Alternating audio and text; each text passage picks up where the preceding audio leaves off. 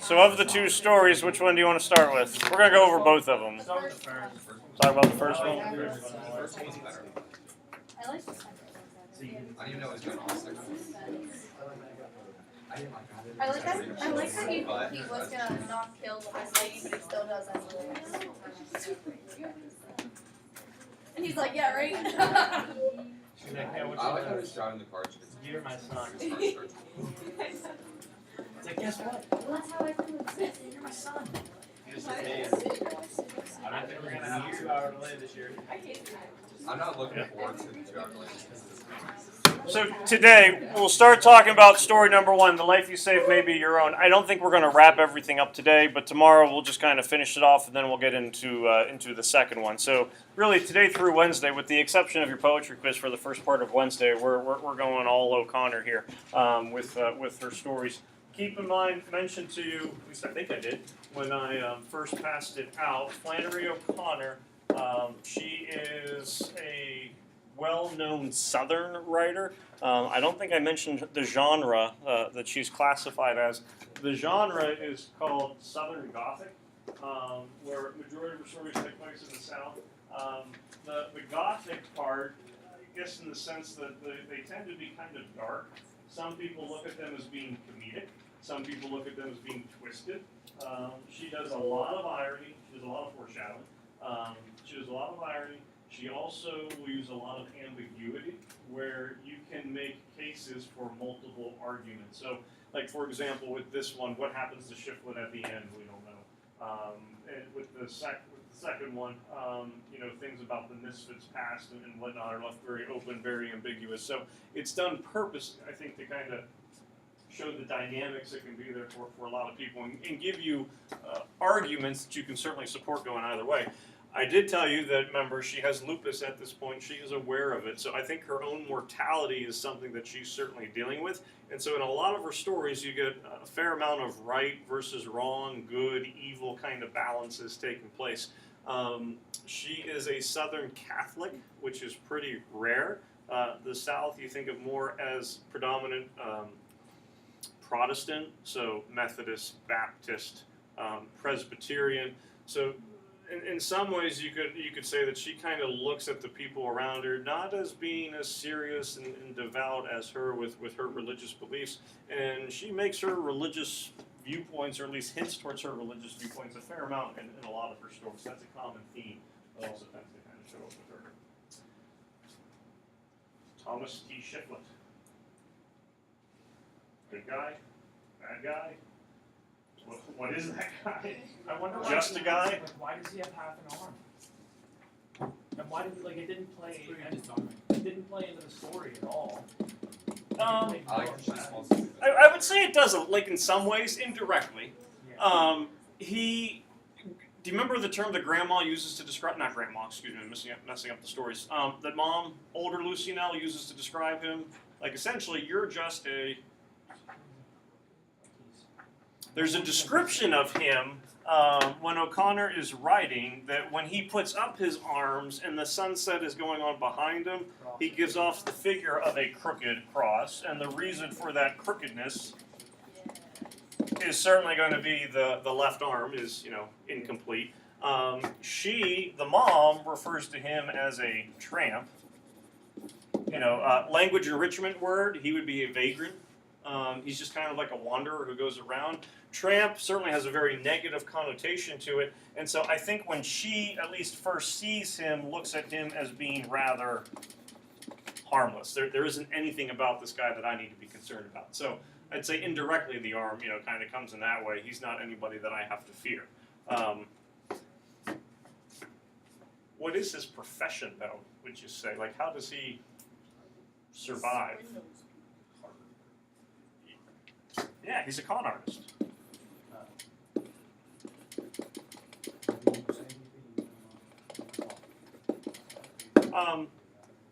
He's not that much different than McMurphy, from Cuckoo's Nest. I would say he manipulates people, he deceives people, he does what he needs in order to get by. When he shows up at the property, what's really the first thing that catches his eye? He sees the car. When it's all said and done, it's his car, he has it, plus $17.50, to kind of move on his own merry way. So the trip for him is certainly well worth it. But if you take a look at him, he is definitely a shifty or swindling kind of sly character throughout. What's your initial reaction to Mom?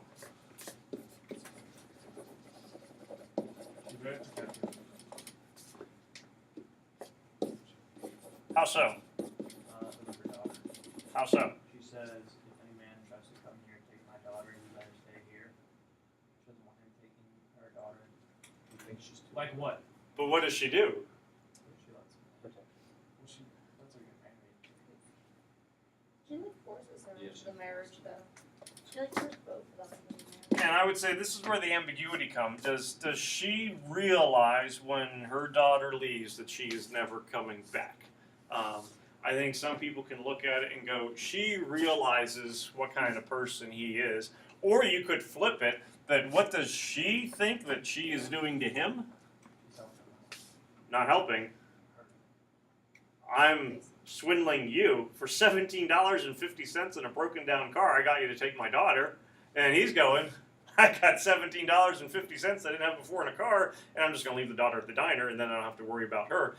You could kind of argue that the two of them, in some ways, are trying to take advantage of each other, and you just have one, bystander that ends up being left behind all by herself.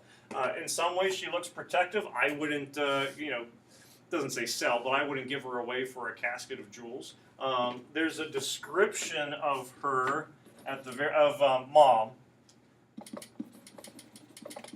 that she was ravenous for a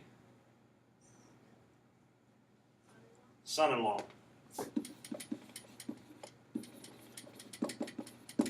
And so I would say that is certainly where you start to get the idea that, okay, maybe her intentions aren't quite as good as we would like them to be. Anyone remember the term, the simile that gets used to describe his smile?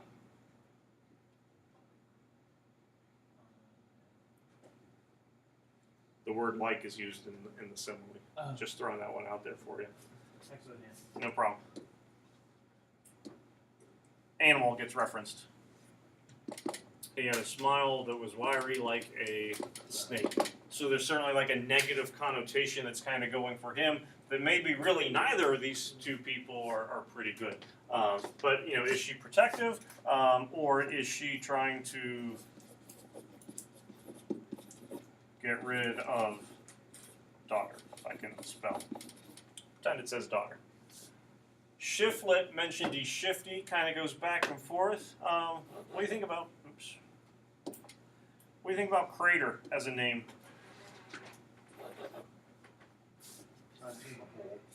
Yeah. So what's a crater? A hole, a void, empty. Did Andy go that sounds deep, or that was you? Andy Jr. Oh, I didn't even mean to do that. Oh, Wow. kick my feet up, I'm done. What about really either crater? Because they both have the same name. How does empty, void, hole kind of work for them? Whether individually or together. Because if something is empty or void, you could also say it's lacking.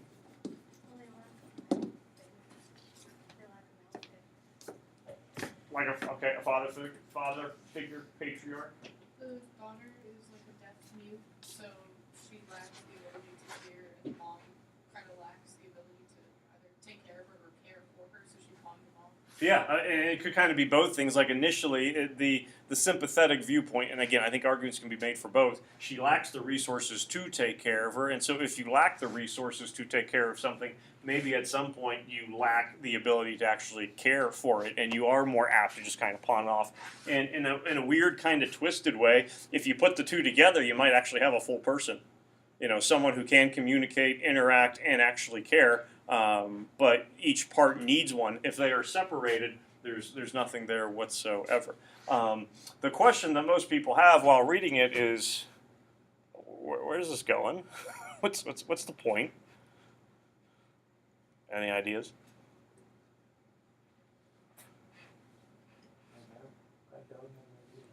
O'Connor has stumped you. When it comes to shiflet, let's make a list.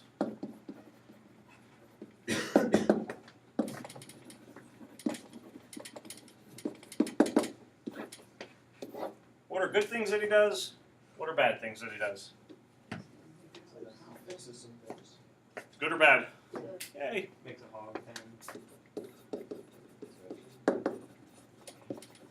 So house, property, and then I'd put separate item. He also fixes the car, which hasn't been running for how long? Since her husband died. Since the husband died. Well, it's a 1928 Ford. It was a 32. Yeah, 28. Yeah, why does mom lie about Lucy now, how old is the daughter? She's in her third. She's like, yeah, 30s. And mom's trying to pass her off as being like 15, 16 years old.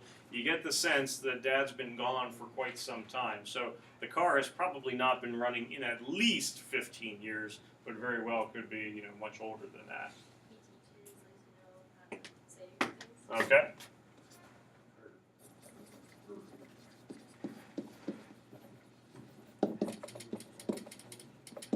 And she teaches him to say, or he teaches her to say bird or bird, the way that it's kind of done in the book.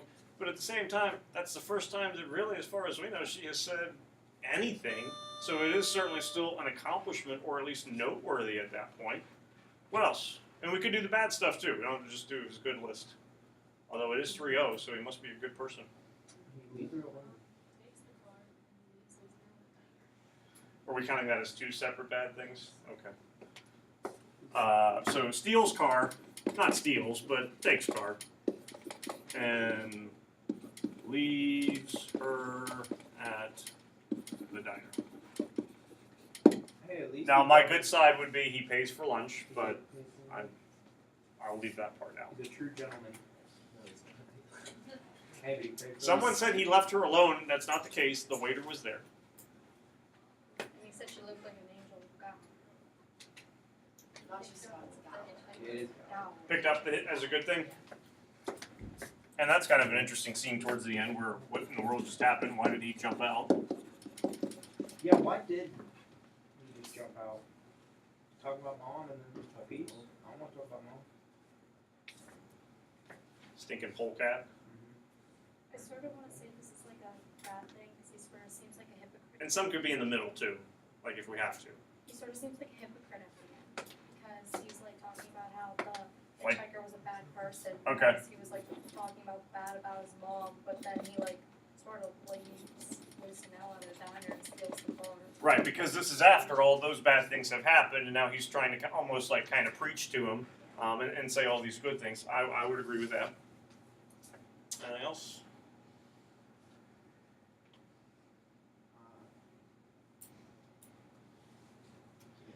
If leaves her at the diner, does he help out mom? He does. She can always get back. And that's gets you walk back. No, what did he say? He drove like 100 But miles. no, she wanted him to come back. In some ways, you could argue, and again, this is where that ambiguity comes in. Does help mom by relieving a burden, so to speak.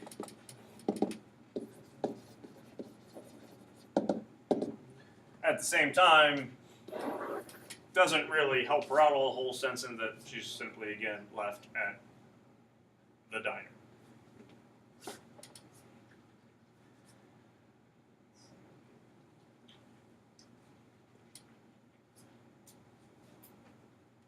Any kind of ideas with what this guy's like? He seems pretty. He's just what? He's very shifty. Yeah. He seems really lonely. No, just like yeah, that's the connection. That's the. She's like throwing you under the bus. and put it in reverse, doing it again. Dissatisfied with his life? Well, and yeah, I would say he certainly does seem to have some dissatisfaction, because at the very end, when that turnip cloud is descending upon him as he's driving off, remember what his last words are? Take a look. It's what, page 8, 9, I think would be when this would be happening. Break forth and wash the slime from this earth.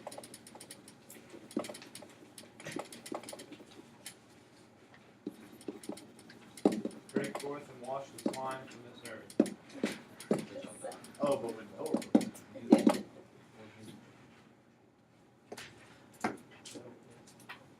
When I look at it, I go, well, what is the slime? The bad. The scum, you know, the back. Is it him? You know, where wipe me out? Is it the hitchhiker who doesn't want to listen to him? You know, is it the sins of other people? But, you know, it goes, break forth, wash the slime from this earth. This would be an example of what, by the way? It begins with an A. Oh, what? Because he's talking to someone who's not. Oh, It's apostrophe. And it's a specific type of apostrophe, since he is, presumably, talking to religious deity. It's invocation. JT made the big comment, he's shifty. He goes back and forth between things. And I think something that kind of establishes that shiftiness right away is the juxtaposition that O'Connor throws out there with her phrase, crooked cross. Think of crooked, what comes to mind? Bad, like a criminal, you know, a crook, something that's lopsided. And yeah, out of order, not appropriate. Cross certainly has a more solemn, sacred kind of connotation thing to it. And you could certainly argue that he kind of shifts back and forth between being crooked and in some ways being holy or trying to. What are good things that he does? Fixes the house. Why can he fix them? Because he's a...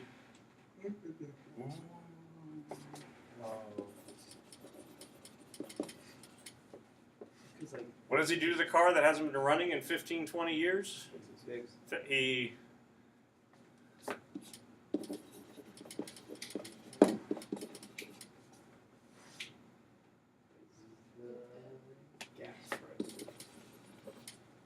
Car's been dead. Dad died.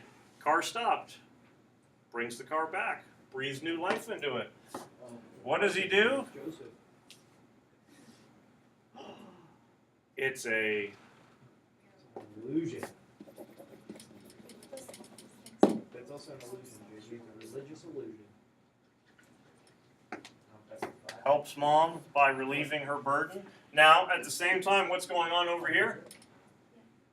Steals the car, leaves her at the diner. What did we say? He has a smile of a snake. What's the name of the diner that he leaves her at? It's not Denny's. It's not Eden Park. It's the Hot Spot. Hot spot. That is one hell of a name. Ah. To leave who? Oh. Andy. Who does he leave at the Hot Spot? The angel of God. Angel. It really is a religious. Now, is he Savior? Is he Satan? No, he is not either one of those things. He is just a man. But he is what kind of man? Crooked and shifty. He goes back and forth. After he does one of the most horrible, heinous things by leaving her at the hot spot, he then does pick up the hitchhiker and try to, in some ways, you think maybe actually talk some sense into him. Argument could be the boy probably reminds him of himself. You know, it's the younger version of him. He has just left Lucy Nell behind at the diner, sees the boy, opportunity maybe for him to turn things around because it's too late for him. The boy hops in, starts talking to him. The boy certainly is not taking his advice whatsoever. You know, and jumps out of the car right away. At that point, the storm cloud comes down, sees it, and he starts zooming into it. If you do go with the sense that he thinks, break forth, wash the slime from the earth, that he is the ultimate slime, then what is he looking to do to himself? Wash himself. You know, Wash himself. wash himself away.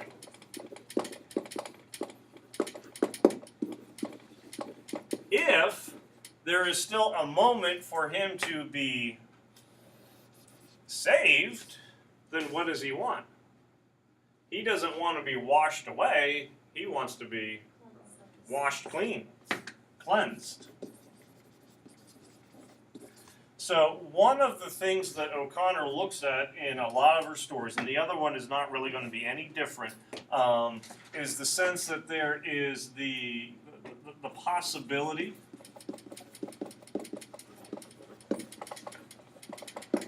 of good and evil, I would say, exists in everyone. The possibility then is also there of salvation, but you have to be willing to ask for it, you have to be willing to accept it, you have to be able to recognize who you are, strengths and weaknesses, in order to attain that. That's not something that's just going to be handed out or given to you because you deserve it, but it's something that you need to absolutely recognize. So is he a good person? No. Is he a bad person? Probably. You know, he's a jerk. He's a con man. But there might still be a chance for this to happen to him. He just has to be aware of it. And that's kind of the conversation that we're probably going to have tomorrow when we take a look at the grandma and the misfit. Is there that possibility for salvation for one, for both, or for neither?